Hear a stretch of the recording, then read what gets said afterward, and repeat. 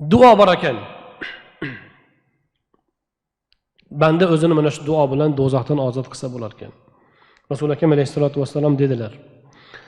Imom Abu Dovud rivoyat qiladilar. Man qala hina yusbih aw yumsi Allohumma inni asbahtu ashhaduka wa ashhadu hamalatu arshika wa malaikatuka wa jami'u khalqika annaka anta Allahu la ilaha illa anta wahdaka la sharika lak wa anna Muhammadan 'abduka wa rasuluk أعتق الله ربعه من النار فمن قالها مرتين أعتق الله نصفه من النار ومن قالها ثلاثا أعتق الله ثلاثة أرباعه من النار فإن قالها أربعا أعتقه الله من النار.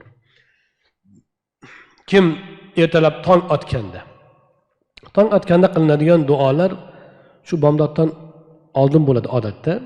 Endi bomdodga erta turolmagan odam bomdodni o'qib qilsa ham bo'ladi.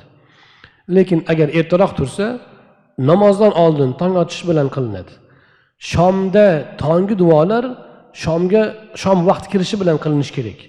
Endi shom namozini agar kun botishi bilan o'qiyotgan bo'lsangiz, unda namozdan keyin, shom namozidan keyin qilsangiz bo'ladi.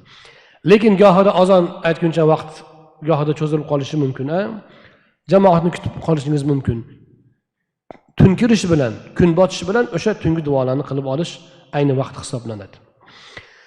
Aytayaptilarki hadisda aynan shu tongda, tunda, oqshomda kim Allohumma inni asbahtu, Allohim men shunday tong ottirdimki, endi kech payt inni amsaytu deydi. Men shunday oqshomga kirdimki bo'ladi. Guvohlik beraman va seni arshingni ko'tarib turgan farishtalar va boshqa farishtalaring va hamma maxluqlaring, yaratganlaring guvohlik berdiki, sendan o'zga iloh yo'q. Sen yagonasan, seni sheriking yo'q va Muhammad bandang va rasulingdir desa, agar shuni bir marta aytsa, Alloh o'sha bandani 4dan 1ni do'zaxdan ozod qiladi. Kim 2 marta aytsa, uning yarmini do'zaxdan ozod qiladi. Kim 3 marta aytsa, uning 4dan 3ni do'zaxdan ozod qiladi. Kim 4 marta aytsa, Alloh uni 4 muchasini do'zaxdan ozod qiladi dedilar.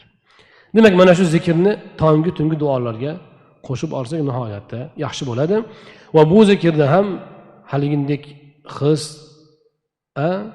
qalb hozirligi bilan bo'lishi lozim.